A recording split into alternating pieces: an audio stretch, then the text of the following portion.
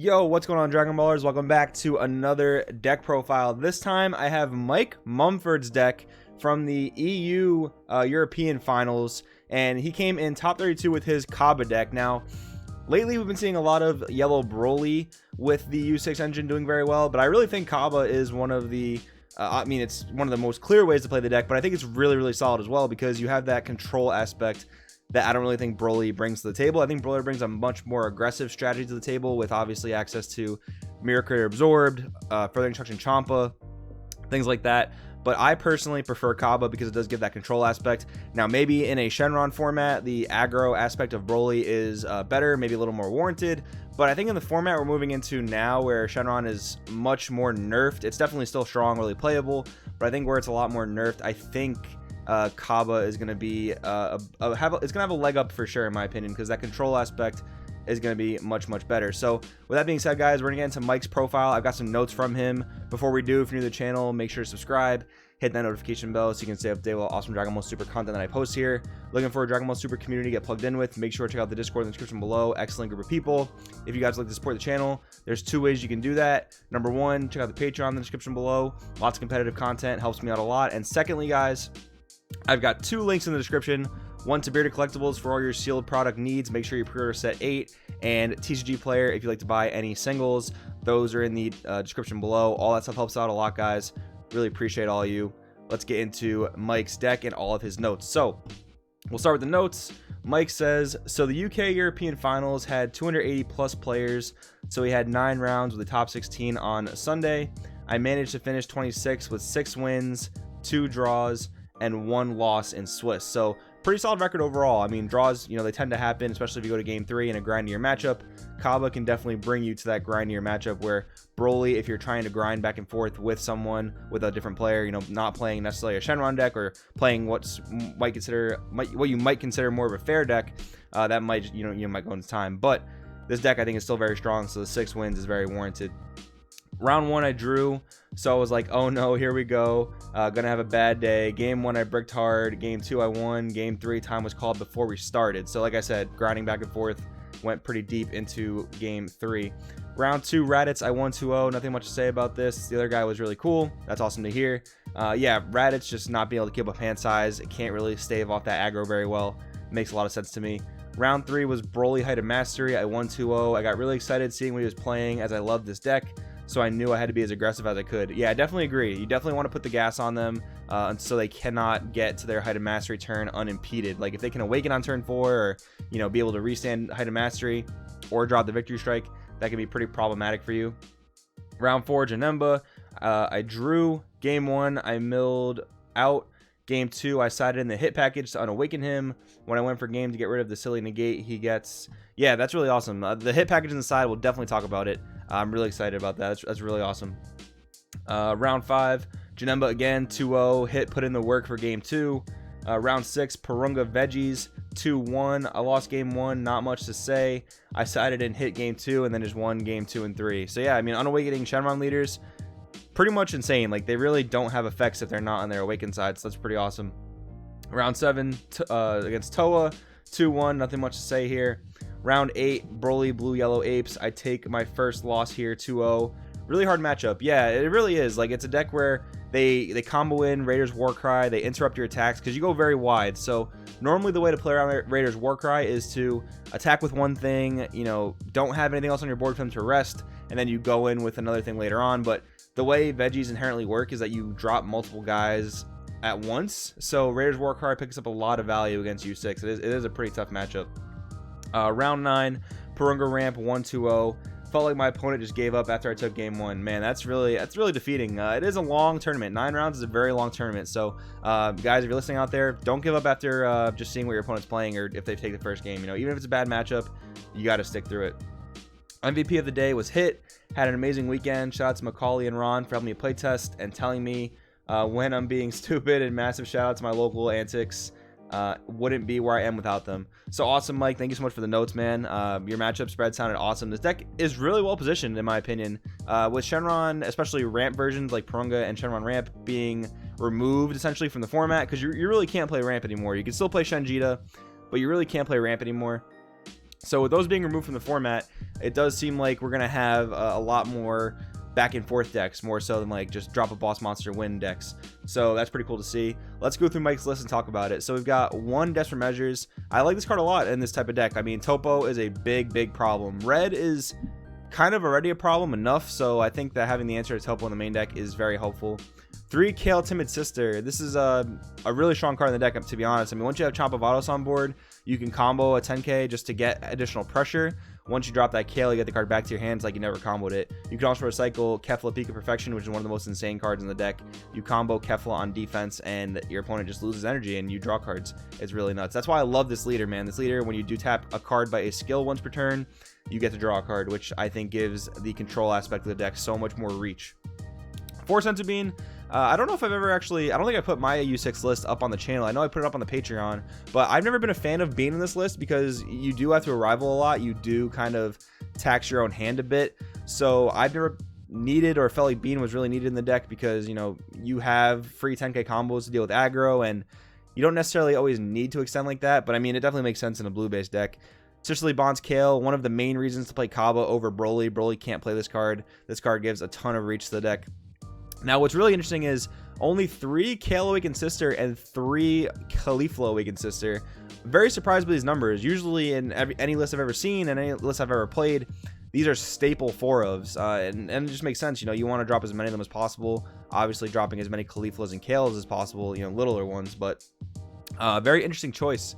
3 Brilliant Pairing Kefla. So that's the start of our dual color count. This, of course, again, is a great finisher. What's really cool is searchable by Planet Vegeta, searchable by your Planet Sadala, which actually does not seem to be in this list, and I'm very surprised by that as well. Not seeing Planet Sadala in this list over, you know, the choice of 3 Planet Vegeta. But yeah, searchable by your 1-drop Caulifla, really solid card, really good game ender. You know, you put your opponent to 1 potentially from just a barrage of crazy attacks with Kale, Caulifla, Awakened Sister. Then you fuse into Brilliant Pairing Kefla for free, just finish up. I play 2 of this, but I think this card is obviously super strong. Kefla Peak of Perfection, again, another 4-of card that he decides to play 3 in the main and 1 in the sideboard. This card is just clutch in just about every single situation you can think of. The best defensive card to use with Chomp of Vados. Again, it triggers your leader to draw a card, so it's basically a super combo that taps an opponent's energy, right? So that's really insane. Chomp of Vados, linchpin of the deck. Gotta see it. You really want to see it by turn 2 so you can drop it. Typically, this deck can awaken pretty consistently by turn 2 if your opponent at least hits you once or twice. Even if they don't, you can still do it. By turn 1, playing a 1-drop. Turn 2, playing Sicily Bonds Kale, going into your Caulifla Troublemaker. That'll take 3 life right there itself with the leader's effect. So turn 2, a lot of times you can drop Chomp of Vados, and a lot of times it's much better to drop Chomp of Vados defensively. So what happens is, you know, arrivaling when you have to combo a blue and a yellow or a blue-yellow card to get Chomp of Vados on the board, you're usually throwing cards away, right? You're usually throwing 2 5Ks away or throwing a 10K away. You didn't really want to combo into the offensive attack anyway, but you need to arrival. So what you can do is you can actually arrival on defense. So let's say I pass to my opponent. I have 2 energy up in the Kaaba deck. You know, whether I'm awakened or unawakened doesn't really matter too much. My opponent attacks me, maybe with their leader, maybe with a 20k, whatever the case is. They say no combos. I can combo my Kefla Peak of Perfection by tapping an energy. I'll still get its effect, and then I can combo in the Chomp of Vados. So what I've done there is I've actually blocked an attack with the combo power instead of just throwing it away on offense for no reason, right? So that's one way you can arrival and kind of mitigate the neg to yourself. Meteoric Energy Kefla, this card is absolutely insane against Janemba. I play this actually in teams for US Nationals, and I played U6 Cabba, and this card won me my Janemba matchup straight up. You drop this guy, they can't attack, otherwise they're getting tapped out, and obviously you draw on the backside of your leader from tapping them out. This card puts in so much work. I actually like it as a 2-of in the main deck, but I can see 1 in the main, 1 in the side, especially for a best of 3 event for sure. Caulifla Bold Sister, obvious 4-of. Only 2 negates in the main deck, 2 time magic. Very interesting choice. It is an aggro deck, so that doesn't make sense to me, but it also can pivot to control. So I can see at least like 3 time magic, personal opinion, but I'm sure 2 works out very well. 3 Planet Vegeta, again, no Planet Sadala. A really insane combo is playing Planet Sadala on 2 to drop your Sicily Bonds Kale, you know, doing those shenanigans. And then if you can awaken that turn or do it the next turn, you play Planet Vegeta over Sadala. That triggers Sadala's effect to tap an opponent's energy and search more cards. Planet Vegeta then searches a card. It's super duper plus.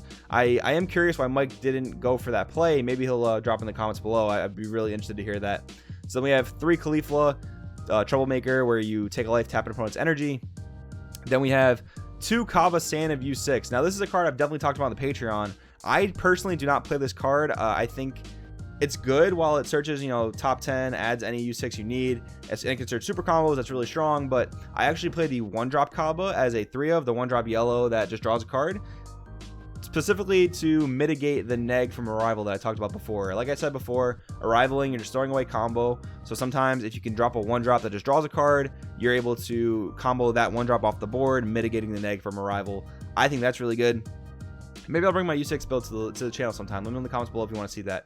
4 super combos, 3 Chomp the Trickster. Now, personally, I don't play this card because I find it very difficult to leave the energy up for it a lot of the time. Like, I can justify leaving 1 open for a time magic if need be, but leaving 2 for a Chomp the Trickster, sometimes in this more aggressive deck, especially where you get free 10k combos, it can be tough. But the card's obviously super strong, especially in a Shenron-based format. Chomp the Trickster makes a ton of sense. Maybe with Shenron kind of leaving the scene a little bit, this can be moved to the sideboard for some other things. I would really like to see 4 Kale Awakened Sister and 4 Khalifa Awakened Sister. I think that's just the most consistent way to play the deck. But again, Mike, if you could leave it in the comments below some of your ideas for ratios, that'd be awesome. I'd love to hear that. So sideboard, the 1 Deadly Poison, really good card. You know, it's a cold bloodlust for blue yellow in the right situation, like against like Food Dark Banisher, other things like that. It's just a no-brainer. Vegeta and Cabba, Pupil and Master. I want to read this one real quick, and maybe we'll talk about why he would have included it, because I am kind of wondering about this one too.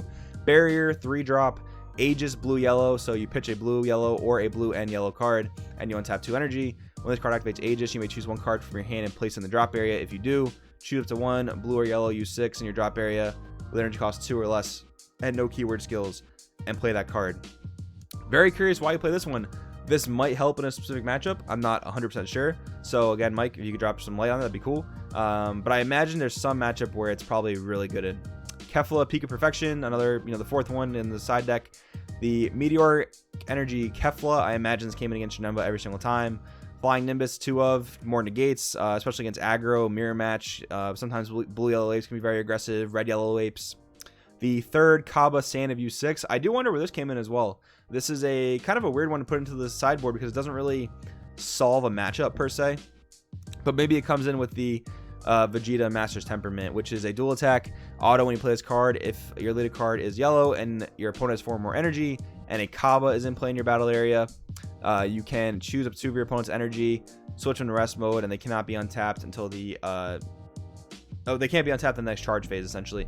So I imagine this Cabba actually comes in with this Vegeta just to increase the Cabba count, because you have to have a Cabba on board to resolve this Vegeta. Frost, the path to full power. Definitely seems like an anti-Janemba card and an anti-Shenron Ramp card, because you can either you know, put 3 of your own battle cards back into the deck, or you can put 1 of Ramp's key battle cards back into their deck so they can't reborn it. Then the hit engine, 2 after image hit and 2 of the 4-drop hit. Like Mike said, unawakening people's leaders all day long. That's super strong. I like that tech a lot. I was actually talking about this with someone today, one of my friends at Locals. Like, can this engine see play soon, and can it see play outside the hit deck? Because it really does seem like Cabba is the best U6 way to play this deck. I tried hit for a long time, actually. It didn't work out too well, but this actually is really cool. I like this a lot. And one thing I want to mention in the sideboard, Meteoric Kefla does pretty much take care of the Janemba matchup. I wouldn't say it makes it auto win, but I think it makes it very, very favorable for you. Another card you can consider sideboarding, since we are playing Cabba, and I don't think anyone really thinks in this way for the most part, Sneak Attack Vegeta. Sneak Attack Vegeta is a 3-drop blue barrier battle card. When you attack a leader with it, your opponent puts the top card of the hand on top of their deck. That card, for formats and formats and formats, has been putting in tons and tons of work against U6. Something I think that people kind of overlook. They kind of overlook that you can actually play Vegetas in this deck, you know, except for, you know, Vegeta Master's Temperament. I think that's a cool side deck thing to look at. But overall, guys, this is Mike's deck. I want to congratulate him again for getting top cut at his Nationals. Awesome job, man. Thank you so much for sharing with us. Hope you guys enjoyed the video. We'll see you next time.